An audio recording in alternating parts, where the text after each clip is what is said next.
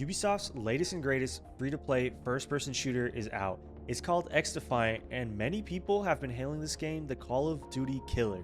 I've been playing it for the past couple of weeks, and today we're going to look at an in-depth analysis at what XDefiant is, what works, what doesn't, and why I think XDefiant will never be a Call of Duty killer.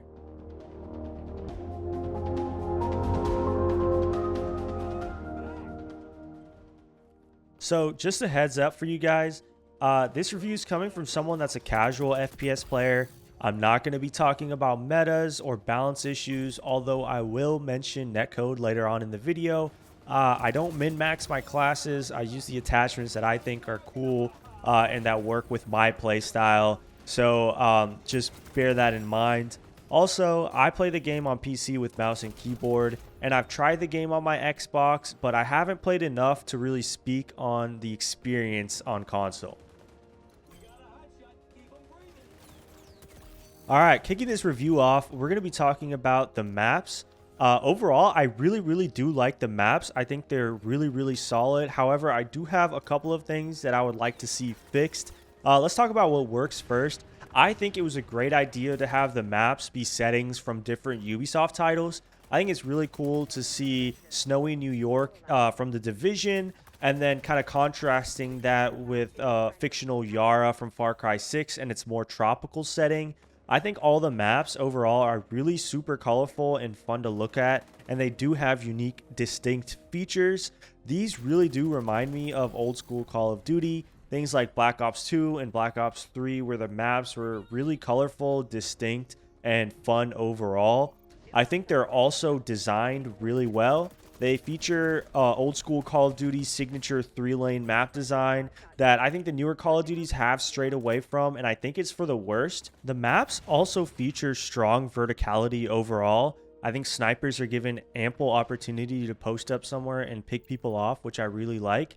I think the perfect example of this is the map Showtime, where you have the two edges kind of have that raised area where snipers can chill and kind of look over the entire map and pick people off depending on what game mode you're playing. I think a lot of the maps feature that sort of verticality, which was lacking in some of the newer Call of Duties and some of the older ones as well. So I'm glad that they took the time to really incorporate verticality into the maps. Some things, however, do kind of frustrate me about the map design overall. Like I said, I think they're pretty to look at and they play well, but they're really stagnant. You're in an enclosed area with not a lot of change or interactivity in the maps. You can't go out of bounds. You can't have underwater areas with gunfights in them, similar to Black Ops 3, which I think would be really cool for maps set in Yara in its more tropical island setting. Or even have something, going on in the background. I think one map that really stuck with me throughout the years is Launch in Black Ops 1. The map itself isn't anything special, but there's a rocket ship that's taking off mid-match. That some form of interactivity would be nice. I feel like, these developers back then, they used to do that to get you immersed in the world and to get you immersed in the map that they were trying to build. I think that this stagnant approach is good for games that are more esports friendly because they have easier sight lines, they're more enclosed, it's easy to kind of look at. But I feel like companies forget what made the games from the Xbox 360 and PS3 eras so iconic. Call of Duty didn't really care about esports at the time. They were just trying to immerse you in the map and the world that they were trying to build. And so, yeah, like I said, I really do think that the maps are fun and they're really great to look at. But I think there needs to be a little more interactivity in the maps. And I think just overall not as stale, going forward. All right, next up we have the weapons. Overall, I think the weapons are really solid. They're really nice. They feel weighty, they're punchy, and they feature great feedback. They also have that really satisfying hit marker sound.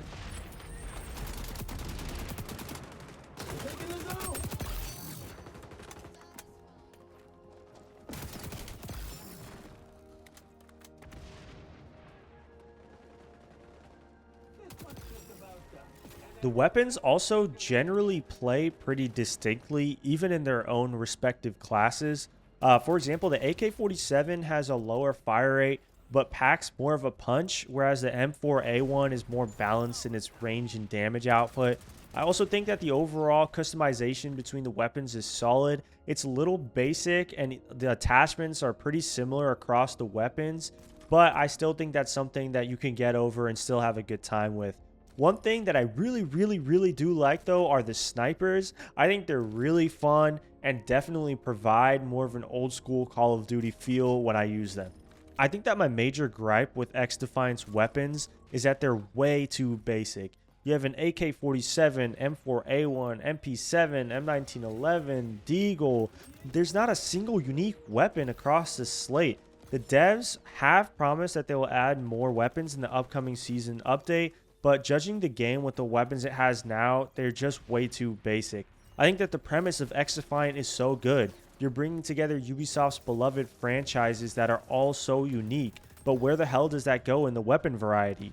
You know, Far Cry 6 is focused on guerrilla warfare. Where are those more makeshift weapons that, you know, look a little different, that have duct tape around them and are made to look more, you know, bruised and battered? And then you also have like Splinter Cell, for example, that has more of its silence weapons, more stealthy feel. Bring weapons from those games into this game. That's the whole point, I feel like, of XDefiant, and that's what they're missing. Also, on top of that, there's not really quote-unquote fun weapons in the game, I don't think.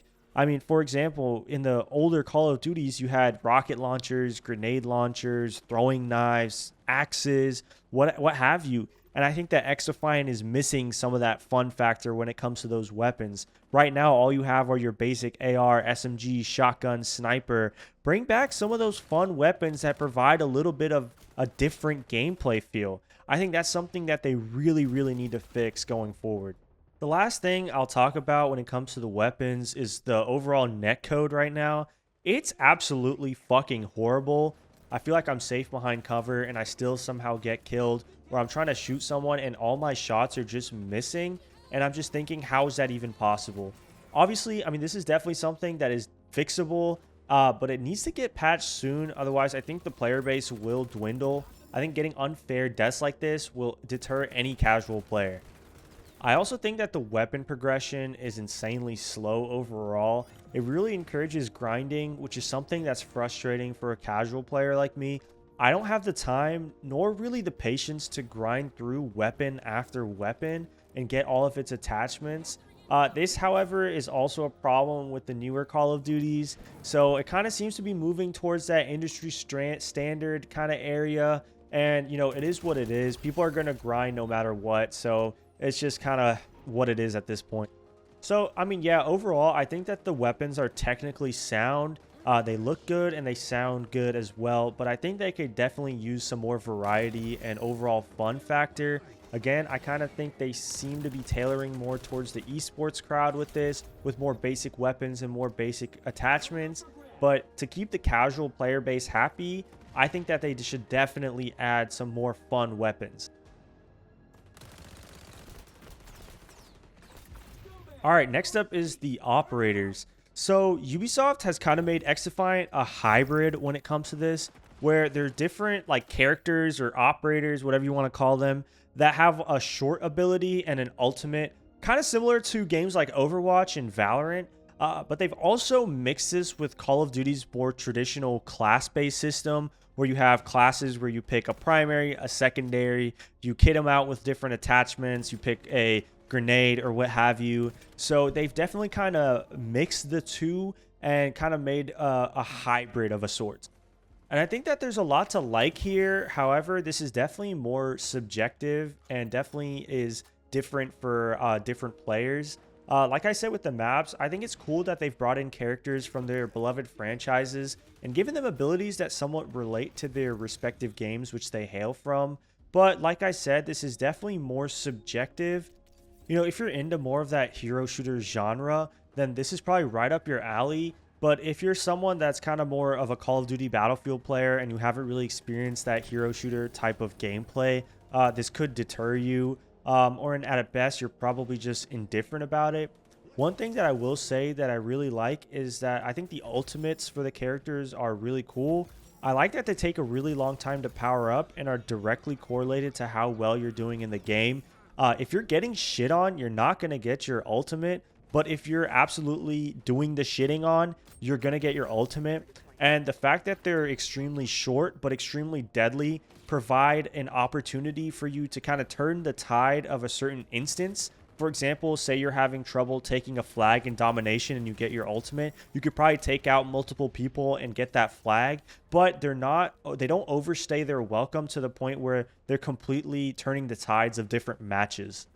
But these operators have a very big glaring problem, and it's the fact that they're extremely unbalanced right now. Basically, in every match you'll play, you'll encounter the mag barrier, the incinerator drone, and the pulse radar far more than any other ability. And that's just simply because they're better than everything else right now.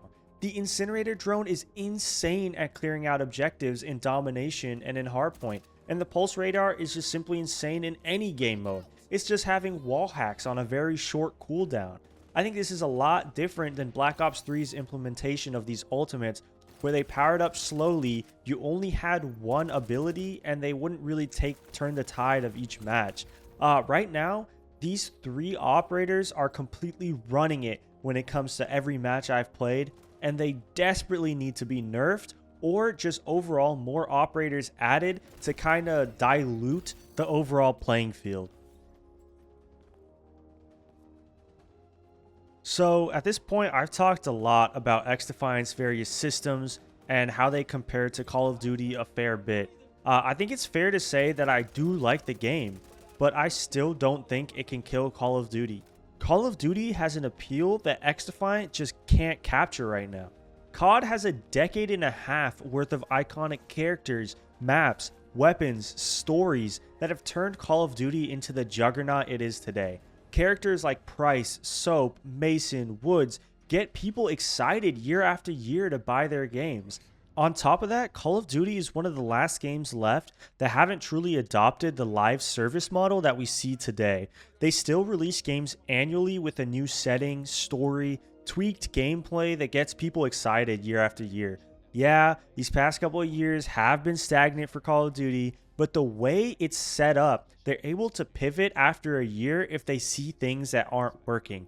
Just look at Call of Duty Black Ops 6. At the time of recording this, we just kind of got the Xbox Games Showcase with the Black Ops 6 reveal afterwards, and they've changed so many things up. They've completely redefined movement with this omnidirectional sprint and dive, and on top of that, they're bringing back Prestige and a bunch of other things with a new story with iconic characters. This is something that XDefiant can't do because it's a live service game. Yes, I'm not saying that Call of Duty should be releasing games year after year because, frankly, they do get boring, they do get stagnant, and it's just money-hungry companies wanting more money from you. But they do one thing that's really well, which is changing up the formula year after year with its Black Ops and its Modern Warfare series, with its different characters. They're able to kind of capture that audience again after a year because of the fact that it's a new Call of Duty. And look, I mean, at the end of the day, XDefiant is a hero shooter. Yeah, it adopts the class system from Call of Duty, and it features some similar weapons, but the core gameplay loop has to do with an operator and their ability and how it kind of plays into each match. The game is closer to the likes of Valorant and Overwatch in this sense than it is to Call of Duty.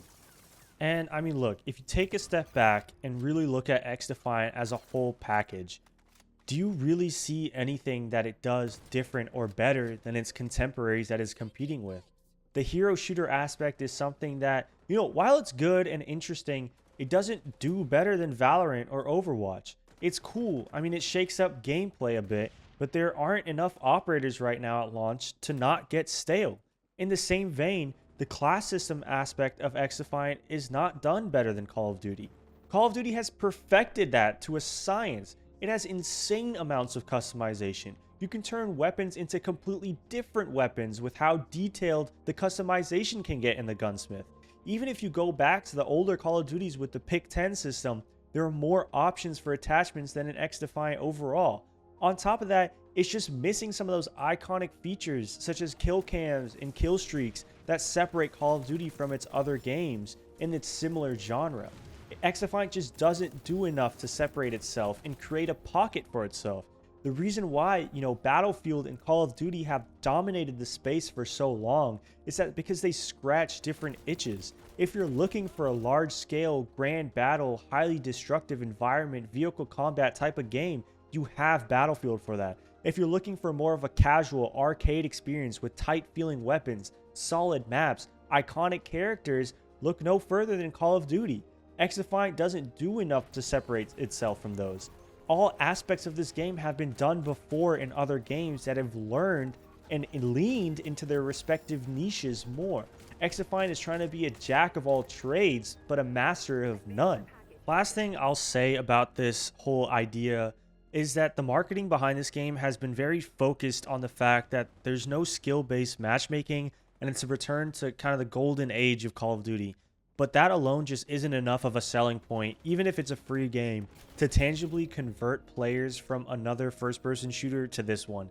It may get people in the door, but the important thing is retaining that player base, which is really up to the devs and to turn XDefiant into something that has staying power. Look, at the end of the day, I don't want it to come across like I don't like the game. I do. I think it's very solid, and it has some nice features and some good ideas and great tight feeling gunplay.